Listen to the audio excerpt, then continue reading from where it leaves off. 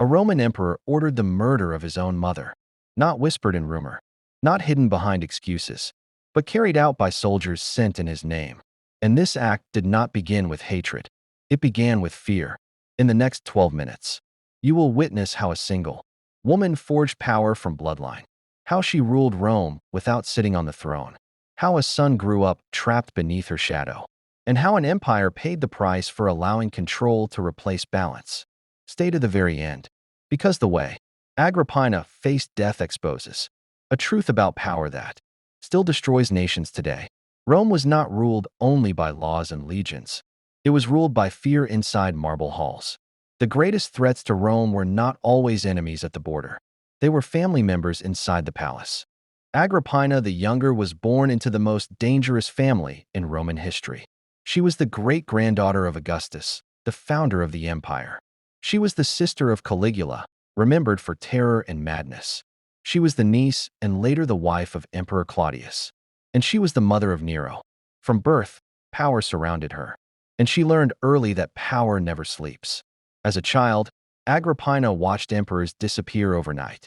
She saw how loyalty changed with fortune. She learned that Rome did not forgive weakness, while others learned obedience. She learned survival. When her brother Caligula became emperor, Agrippina stood close to the throne. But closeness was dangerous.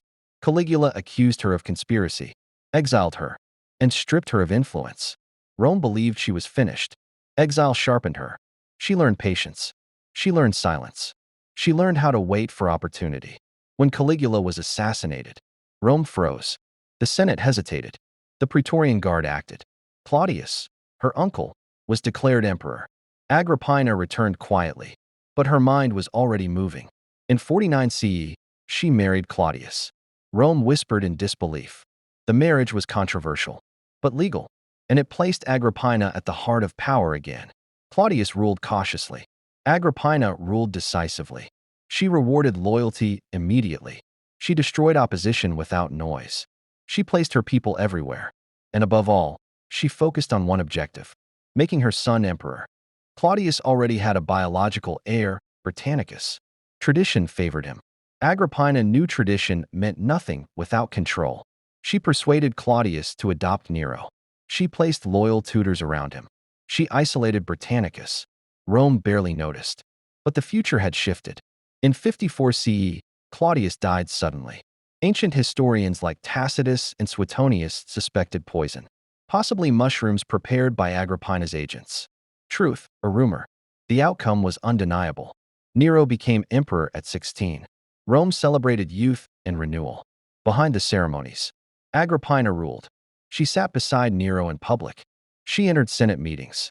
Coins were minted showing mother and son facing each other as equals. A message that shocked Rome. Senators fell silent when she entered. Men who commanded legions lowered their voices. This was not influence. This was dominance.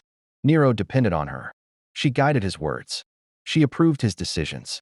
She reminded everyone who gave him power. But dependence became humiliation. As Nero aged, he wanted to rule alone. Agrippina refused to step back. She corrected him publicly. She interrupted him before senators. She reminded Rome that he owed everything to her. Each reminder weakened him. Nero fell in love with Poppaea Sabina, a woman ambitious and intelligent. Agrippina opposed the affair openly. She saw Poppaea as a threat, not to love, but to control. She threatened to support Britannicus instead. Britannicus died suddenly soon after. Many believed poison was involved. With Britannicus gone, Nero stood alone on the throne, yet still imprisoned. His advisors Seneca and Burrus urged independence. Agrippina was slowly pushed away. Her guards were reduced. Her access restricted. But she did not retreat quietly. She reminded Nero she knew his secrets. She hinted that his legitimacy could be questioned. She knew how easily Rome turned on weak rulers. Nero stopped sleeping. Nero began to understand something terrifying. He was emperor in name, but a child in power. Every time he entered a room, he searched for her eyes. Every decision he made, he wondered if she approved. Senators did not look at Nero when they spoke. They looked past him, toward Agrippina. When she nodded, the room relaxed. When she frowned, silence fell. This was not respect. This was fear. Nero felt it in every meeting. He felt it In every delay, he felt it when guards obeyed her faster than they obeyed him. At night, Nero slept poorly. Ancient historians recorded his growing paranoia. He feared that Agrippina would expose him, that she would remind Rome he was not chosen by merit, but installed by her hand. He began to imagine her replacing him, not with Britannicus, but with another puppet, another son, another ruler she could control. Agrippina did nothing to calm his fear. She reminded him publicly who gave him power. She corrected him when he spoke too boldly. She treated him not as an emperor, but as a possession. This was her greatest mistake. Because Nero did not hate her, he feared her, and fear does not negotiate. Every failed attempt on her life made the fear worse. When poison failed, he panicked. When the boat failed, he collapsed. If Rome learned the truth, he would be finished. If Agrippina spoke, his rule would crumble. In Nero's mind, there was only one way to rule freely. He decided she must die. First, poison. But Agrippina had fortified herself with antidotes, a fact recorded by Suetonius. Then Nero planned something elaborate, a self-sinking boat designed to collapse at sea. The plan failed. The boat broke apart. Agrippina survived. She swam to shore. She lived. That night, Nero panicked. He knew Rome would not forgive another attempt. If she lived, his rule would never be secure. If you're still watching, this is the point of no return. Subscribe now and share this story, because what happens next reveals how fear turns rulers into executioners. In 59 CE, Nero abandoned secrecy. He sent his freedman Tacitus and armed soldiers to Agrippina's villa. No disguise, no accident. When they arrived, Agrippina understood.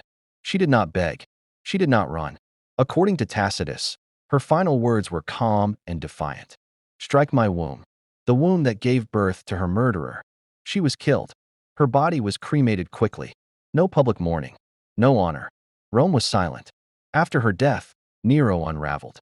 Historians recorded nightmares, paranoia, guilt. Executions increased. The Great Fire followed. Rome lost balance. Agrippina had been ruthless, but she had been the restraint. She had been the wall between Rome and chaos. When she fell, Rome paid the price. Agrippina made an emperor. Rome applauded. Rome benefited. Rome suffered. Now tell me, was Agrippina a villain, or Rome's last source of control? Would Nero have ruled better if she lived? Or was Rome doomed the moment power became personal? Share your thoughts in the comments. Like, subscribe, and share this story if it held you to the end. Thank you for watching Silent Evidence, True Crime Exposed. Don't forget to like, subscribe, and join us next time for another chilling true story.